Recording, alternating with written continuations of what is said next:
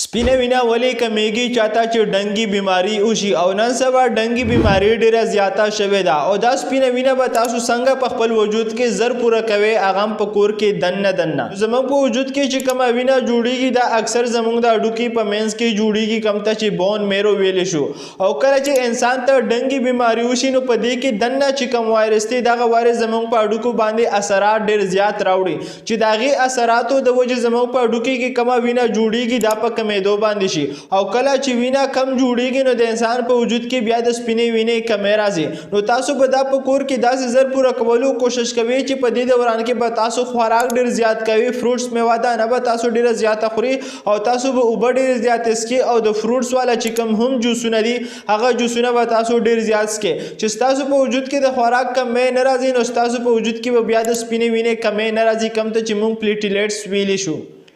او کله چې چاته ډنګي بیماری وشي نو په هغې دوران کې کم داسې علامات دي چې په انسان باندې راځي نو که چېرې تاسو ځان پوهول غواړئ نو ماته په کمنټ کې ووایئ چې هغه ویډیو به هم زه تاسو ته دغه شان په پښتو کې راوړم لکه څنګه تاسو دغه ویډیو په پښتو کې ګورئ